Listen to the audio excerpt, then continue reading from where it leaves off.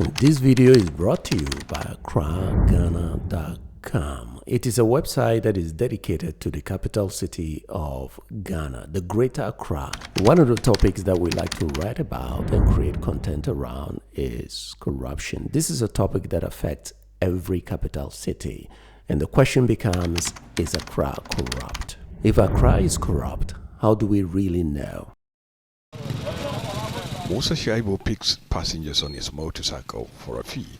Although the government has banned commercial motorcycle operations in the capital Accra, the business thrives.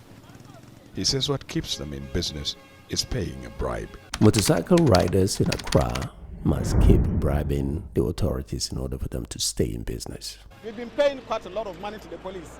When they get you, they take everything you work for. In the name of the Okada is illegal. Do the police officers in Accra engage in bribery and also extortion? From the police on the streets to markets and public or business offices, many Ghanaians say they are compelled to pay bribes for services that are meant to be free. That was what pushed Ernesto Yeboah into activism. This is an example of a capital city that is completely broken because of bribery and extortion.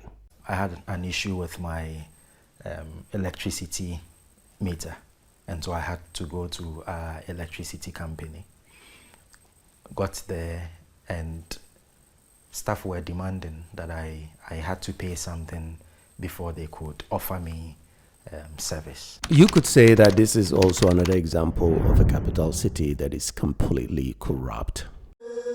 But exposing corruption comes with a heavy price. In 2019, a young journalist was assassinated near his home because of an investigative story he was doing.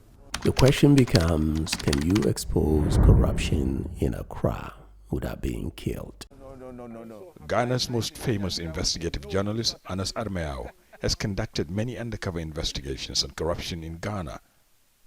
The most award-winning journalist says threats against him and his colleagues are real and is intimidating many. If you are a journalist traveling to Accra to expose corruption, this is a warning. I must say there is a bit of a dip of some level of fear by some journalists because they think that this government is a bit intolerant to journalists. Many have died, many have sacrificed. That should not induce in us any sense of docility.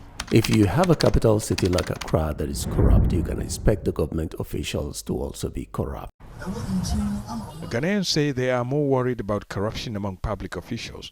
Even institutions investigating abuse of public trust admit the problem is huge. Another question that we like to ask is, how do you reduce corruption in a city like Accra? I would say they are on the increase. I would say people are beginning to be alive to the responsibility of holding people accountable.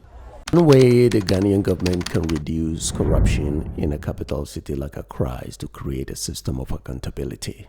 And in this year's general election, corruption was a dominant theme. For the first time in an election, Ghana's got a hung parliament where no party holds absolute majority.